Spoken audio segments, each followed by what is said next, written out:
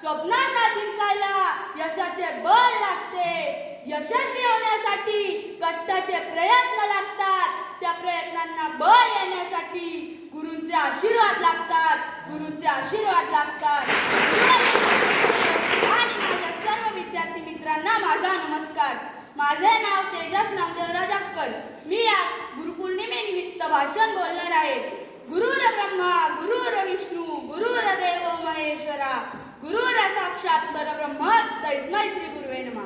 आषाढ पौर्णिमेला व्यास पौर्णिमा किंवा गुरुपौर्णिमा असेही म्हणतात. गुरु या शब्दामध्ये सगळे यश सामावलेले आहे. ज्याने गुरूंना देवतुल्य मानले आहे त्याने यशाची शिखरे गाठली आहेत. योग्य गुरु भेटल्याशिवाय माणूस आयुष्यात काहीही करू शकत नाही. महर्षी व्यास, गुरु द्रोणाचार्य यांचे रामायण महाभारतातील आदर्श आजही युवकांना नवी दिशा देते. आईवडील पंख देतात, त्या पंखात भरारी मारण्याचे बळ गुरुजन देतात. आधुनिक काळात सर्व क्षेत्रांमध्ये तंत्रज्ञानामुळे प्रगती झाली आहे.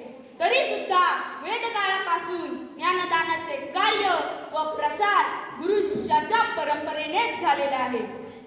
गुरूंच्या ज्ञानाने ज्ञानी होऊन ज्ञानाचा योग्य विनियोग शिष्याकडून होऊ शकतो आणि अनेक व्यक्तिमत्व घडून आपला देश अधिक सुखी आणि समृद्ध होऊ शकतो. गुरु परमात्मा परेशु. प्रत्येक विद्या, कला, शास्त्र यांच्या निर्मितीमध्ये गुरु शिष्याची मोठी परंपरा दिसून येते. गुरु शिष्याचे नाते हे केवळ शिक्षणापुरती मर्यादित नसते. शिष्याच्या मनातील वैचारिक गोंधळ दूर करणारा, समाजाला सकारात्मक दिशा दाखविणारा गुरु असतो.